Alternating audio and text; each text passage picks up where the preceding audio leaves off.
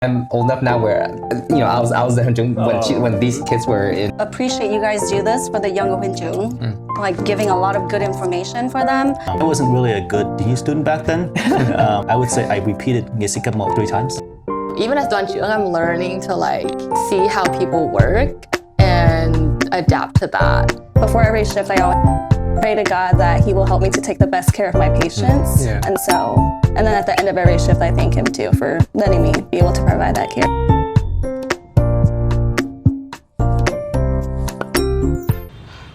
Hi, welcome to the HT Show podcast. Hello, HT everyone. podcast show, I can't remember the name anymore. We are not in our usual place, and I don't have my usual partner with me. Today, it's very special. I flew around the world just to have a talk with Jung. Hello everyone. Hey, this is Jung Yui.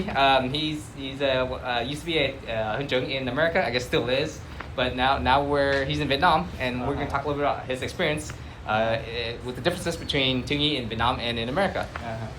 Let's Gotcha. go. Cheers. Cheers. And of course, since we're in Vietnam, we gotta have a cafe soda. Yep. You have the cafe, right? Yep. It actually is nighttime right now because he just got off work and it's pretty late. This is like November. Actually, today is Happy Thanksgiving or belated Thanksgiving in the U.S. But this show won't come out until like another couple months. For sure. But it's okay. So, can you give us a little background about yourself? Where you grew up, or how'd you end up in the U.S. for a while, and how'd you end up back here? Gotcha. So first of all, I want to thank you and VEYM. I have watched your show a few times, but I never expect to be in your show one day like this because we live like half of a world away, right?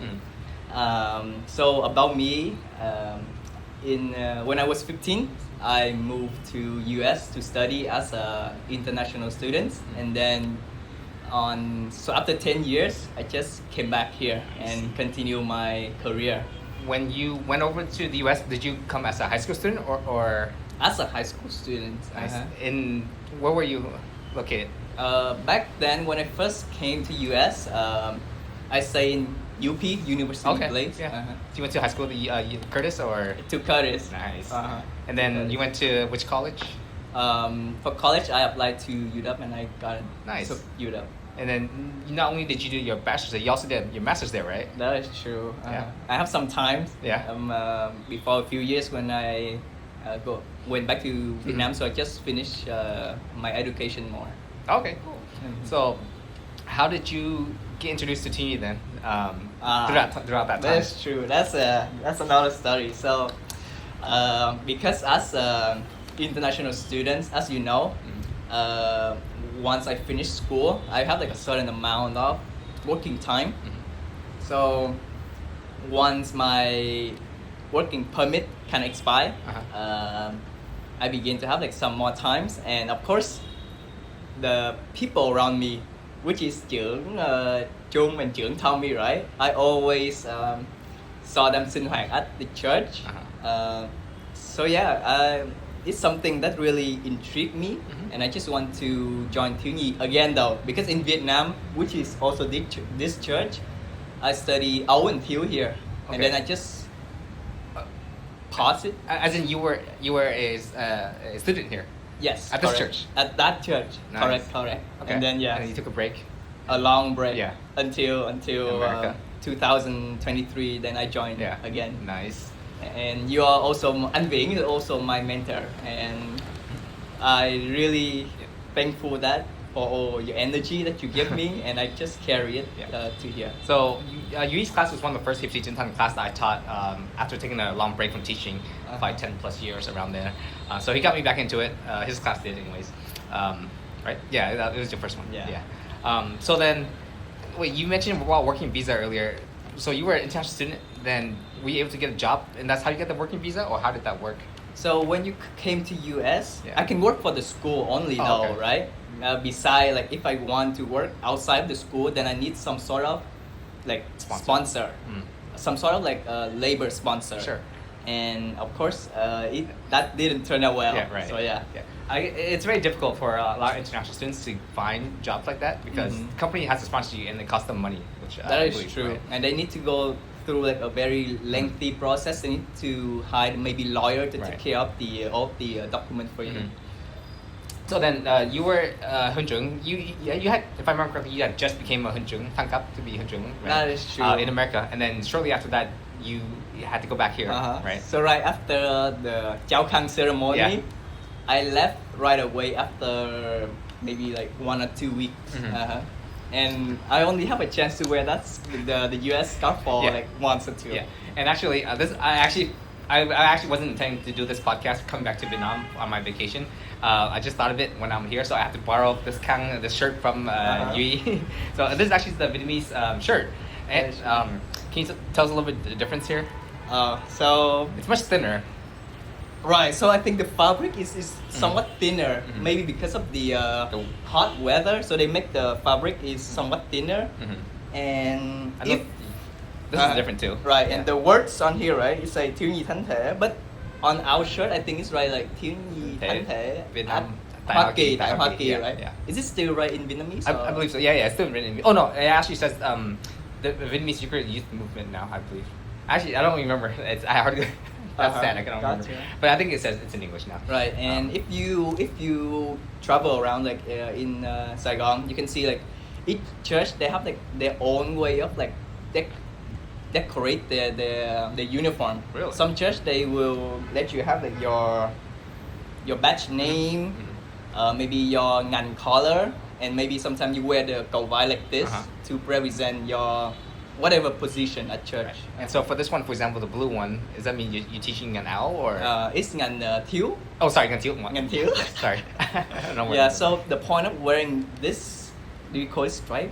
Cầu vai. Cầu vai, yeah. So that the phụ huynh, they will, if they have the kids in ngành thiếu, right, then they will find someone with like the cầu vai, the blue cầu vai. That makes sense. Yeah. To contact them, not just like go to like a huynh trưởng from other ngành, because they might not know. Because the number of kids in here are, most of the church are really huge. It can get up to like 500 or 1,000. So you really need to find like the right huynh trưởng to ask info about the kids. So how big is your church here? Or how big is the Tingy size here? Right, so we have about 700.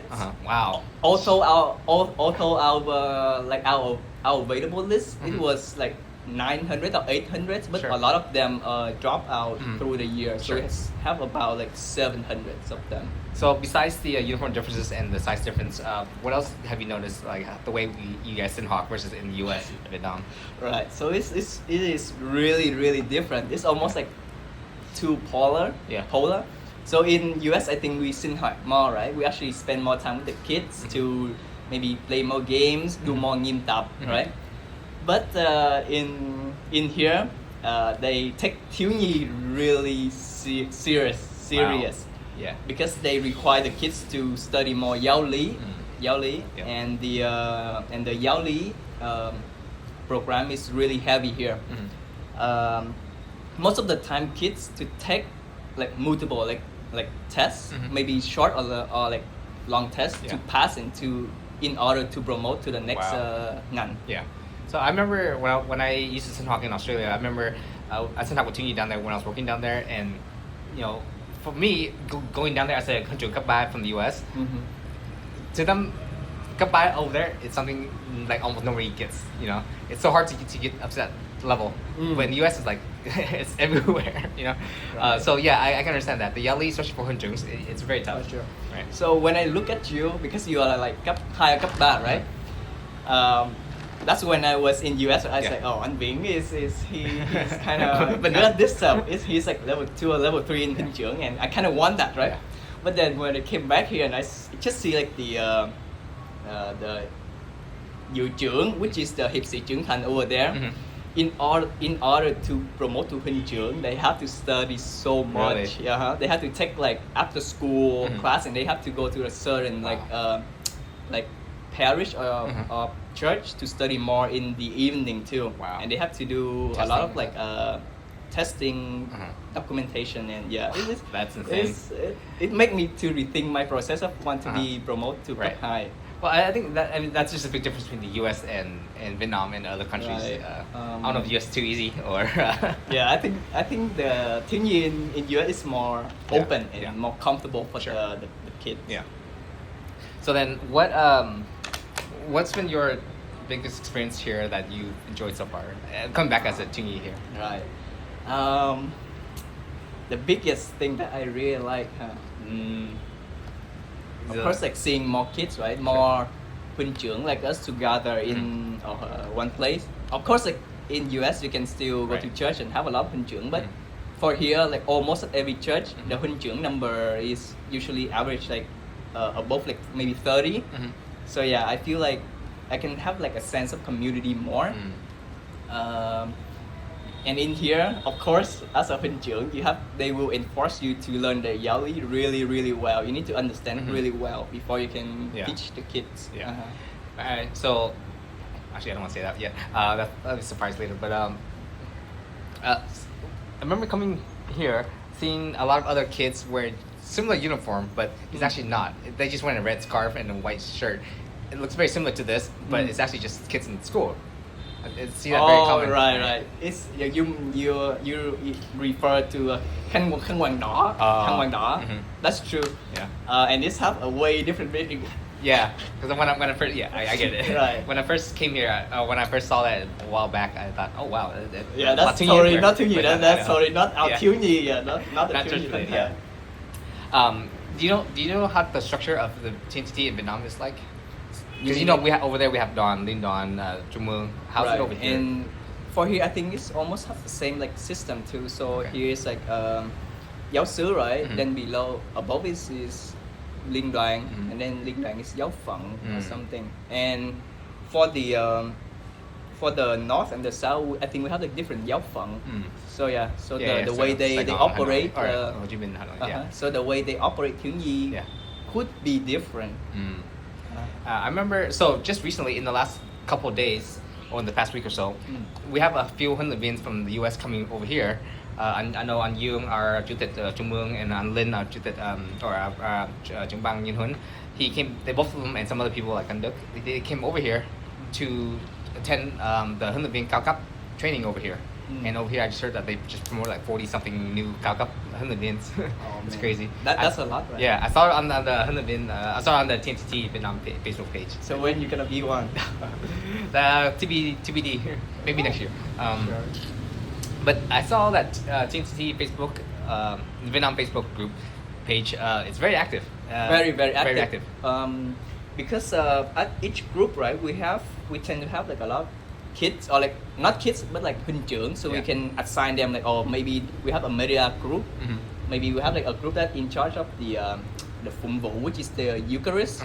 And so yeah, we have a lot of people to assign tasks. Nice. Yeah. Compared to US, right? Yeah. Usually we will lack of huynh trưởng, so Yeah. we just do whatever we can. Do you see that same issue over here where, you know, huynh trưởng, they become huynh trưởng and then they either have to drop out or like take a step back because of school, work, whatnot? A lot. But because you have the numbers, it's still okay. That is true. And since you mentioned about the numbers of huynh trưởng, since we have a lot of huynh trưởng, right? So about the like our behavior, our discipline, we usually get disciplined if we don't meet certain expectation, maybe from a đoàn trưởng or from cha. Sure. So yeah. Wow. So everything has to be right. Maybe be right on time. You have like you must have your lesson plan. And you know, a lot of things you have to prepare and to be not to get like yelled by the higher. Wow. So it's very strict here. Yes. Yeah, I cannot imagine that. If we had that in America, I don't know. I think a lot of Jews would drop out. In America, of course, we still follow the rules, right? But we don't make it to the points like make people feel uncomfortable. Yeah. I think give pros and cons, I guess. That's true. There's a difference. So let's switch tracks a little bit. Now, can you tell us where you're working or what kind of industry that you're doing now? Right. So I'm working as a software developer at the moment. Okay. And Which is what you went to school for. that is right? true. Yeah. both of my bachelor and my master are also in computer science. And the thing that I really like about this career is that I can sometimes make mistake without getting. I mean, I still get like punished, but not like the severe punishment because when talking about software, it means you're writing code, right?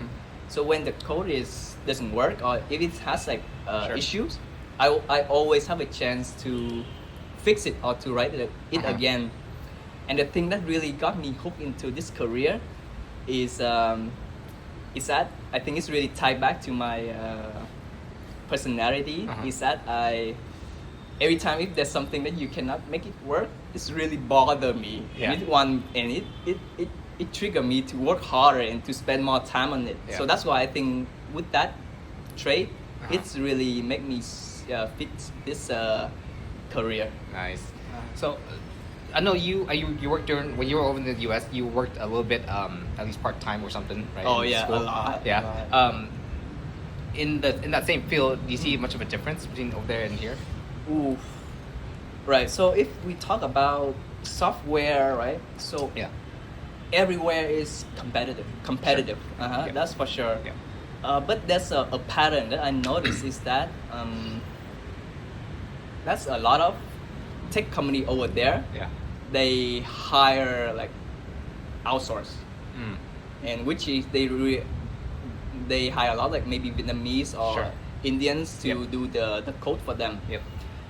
So which doesn't mean like the tech economy here better. So that is something I'm still questioning. But I think it will somewhat be better because in Vietnam we are still developing country, right? So there are some tech that they try to adapt, and that is the opportunity for them to hire like a software engineer. So yeah, like this is my first time back in 9 years, and I've seen that Vietnam has developed completely. Like it's so much more developed than back then. Like for example, back then, in order for you to travel around, you have to know somebody to have, to call somebody to get a car or something. Nowadays, you can just order a Grab, which is equivalent to Uber, or Sun SM.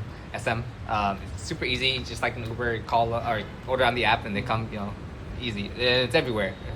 So it's so much more developed now. and the price is way cheaper. Oh yeah, right? it's like $1.50 a ride for here and there. Right. So something I noticed in here too is that most people when they go to work, they can just grab it or use like the transportation apps to do it. Yeah.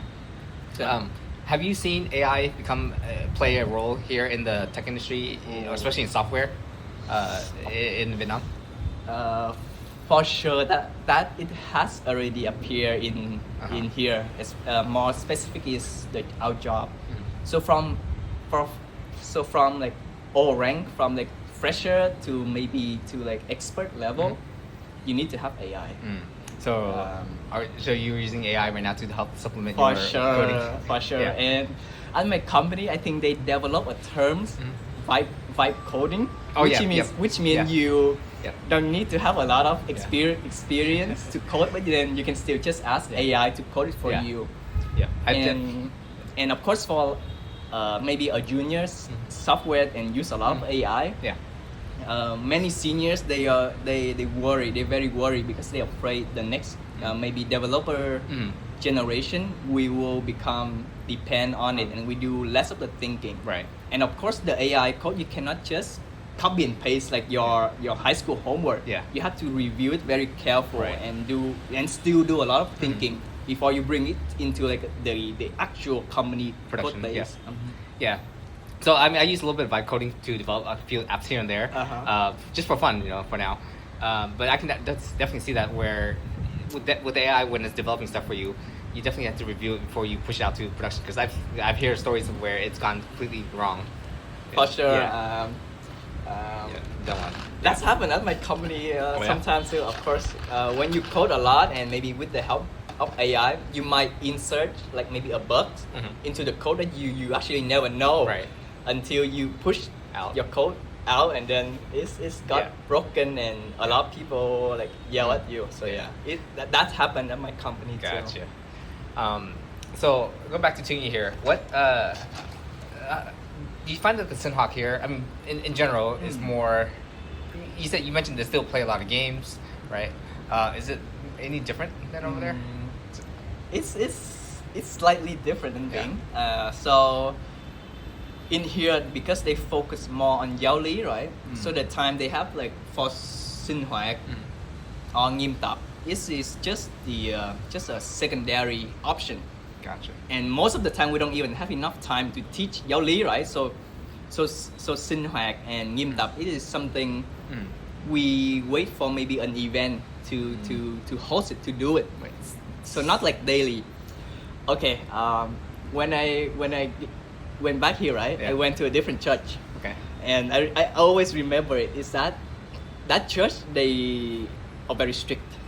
They always require like me to teach them, and of course, because I still have the culture up there, which I really love to sit with kids, let them to play little games, right? Yeah. So one day I host like just I forgot the games, but I host like just we all sit in a circle and then play little games, and the kid is really like it, so they kind of make loud sound, and then I got like, oh hey, like let's focus on the Giáo lý, right? Wow. And for the sinh hoạt, just do it later or something like that. So yeah, definitely the sinh hoạt here or the nghiêm tập here is. So, can you walk us through like an average day, average Sunday during Tungi time? Right. For my church, okay. Yeah. I really like the Damin Bachung parish because they are somewhat more comfortable and they have like somewhat more like westernized culture. Yeah. We have a lot of Hun Trưởng here and they travel to US too. They came and migrate. Right. So what's the question again? I was thinking a lot, Oh, but I forgot. Go through. Yeah, no worries. Like go through a day. Gotcha. There. So about like 8:30, right? The đoàn trưởng he requires to attend. So like a short meeting for Hun Trưởng, and of course they will take attendance. Wow. They will take attendance. Yeah. Of course we have different way to take attendance, right? But for at my church, the đoàn trưởng here is also some sort of like engineer. Yeah. So he actually bought us like a check-in machine, like a fingerprint one. So if Hun Trưởng make it on time before you go in the meeting room, just press on the fingerprint, the machine thing. So it will record your attendance. So we will have like a short meeting from 8 to 8:30, and then of course we will go out and tập trung the kid. We gather up them in front of church, and maybe we gonna give them some announcement, thánh hóa a little bit, and then we went inside. When we went inside, of course we đọc kinh more. And before church actually start, maybe about 15 or 10 minutes, they usually a Thai or like or lecture that person will go out in the middle of the church, and then he will like sinh hoạt, just like Cha Tuấn, right? Like before he actually dive deeper into the gospel, he will interact with the kids. So so we have like from 9 to 10 is the mass, and then after mass we have like 90 minutes to học giáo lý, and then after giáo lý we have to học again. So it's like an end of day meeting. Hun Trưởng meeting. Hun Trưởng meeting. And then after that, the hop might be longer if we have like certain event like Christmas or Easter. But most of the time we will be ended right at like 12, around 12. Okay. Have you participated in any like camping here, like either Hun Lĩnh camp or like just a dry dawn or whatnot? Yeah, of course. So I have. So I got here like last year, right? And I had a chance to attend 2 trại, which is at my church, and I got invited to another camp too, right? So the experience here is somewhat similar to US, but in order to, I think in US we have like better like campsite. Okay. For here we have to travel very far, and maybe the camp we have, the facility, it might not be. So it's very primitive. Primitive, wild. But that's okay, right? It's kind of fit the camp theme. Right. So but for the lửa thing, I noticed that because we have a lot of like logs here, and A lot of what? Logs like wood. Oh, wood. Woods. Yeah. So we tend to make like really big fire, way big fire in US. Yeah, I've seen some videos. It's nice though. I've seen some videos on Facebook and YouTube. The way certain things are done in Vietnam, I find that really nice. It's really cool. They use a lot of like gas and oil. Yeah. And they just burn it as big as we can. Wow. Yeah, no, we can't do that in America. Yeah. Well, in America, it's like a certain like fire regulation. Because I don't think. Not really, depending on location, but usually, well, depending on the time of year you go, there's something might be a burn ban, depending on the location and time of the year, like summer. Gotcha. And we never use gasoline. If you're talking about gasoline, we don't use gasoline. Oh, really? We use different kind of oil, Gotcha. kerosene or lighter fluid and some other stuff, but not a gasoline.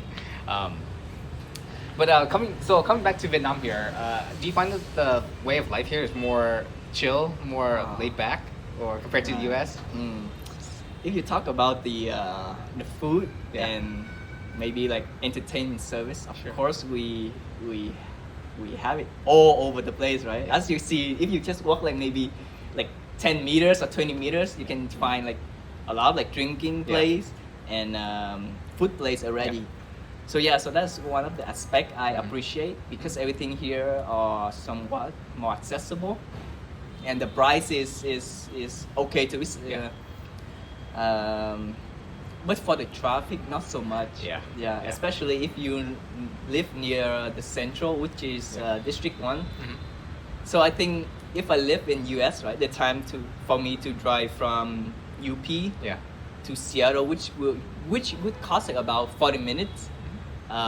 In here to ride from maybe here to Quận 1 on like traffic time, it would cost the same time. Yeah. And you're riding a bike too, Yeah. so That's it's crazy. even more. And like UP to Seattle is probably like at least 64 kilometers, right, give or take 64, 50 to 60 kilometers. 30. Oh yeah. I converted. Yeah, I don't. In my mind, I'm still thinking miles. Yeah, miles. Yeah, well, from my house to my work is like 40 miles, Gotcha. so that's about 60 something kilometers. Yeah. For here, I think it's only about 10 kilometers, Yeah. but then It's it's take the traffic. almost the Yeah. same time Yeah. as US. And you guys don't have the same freeway either. Yeah, we don't have the freeway. Yeah, that's crazy. Let's see. Anything else you want to say to our viewers? Yeah, it's Any advice, or how about this? Any advice you would want to give someone who's currently studying in America? About whether or not to stay in America, or about your experience with it. I think at the end of the day, it will be more about where God will pick your path and you just follow it. And of course, like at every time, at every Sure. point in your life, there always be a really big struggle, right? But for me, every time I feel down or really desperate, I always pray. And of course, when I sinh hoạt with you guys too, it's really helped me to recharge my positive energy to handle everything. Nice. I'm glad to hear. I mean, like, I'm glad to hear that at least you're doing well here. I know it was really sad when he left, because after he got his scarf, he didn't tell us that he was leaving either. We found out, casually, and then I was like, wait a minute, we gotta have a party. I don't want to make a big deal. No, we had a party. We had a party for him. Don't worry. It was fun. It was sad. I really appreciate that. Yeah. Well, thank you so much for having me. I'd love to come back here sometime and love You to get should, some more other Hunjungs too on Gotcha. this. Cheers. And sorry again if there's any issues today, because I didn't bring any of our recording equipment. It's just back to a cell phone camera today. We just use whatever Whatever we got. have. That's been on for you. Thank you. All right. Thanks, Anvin.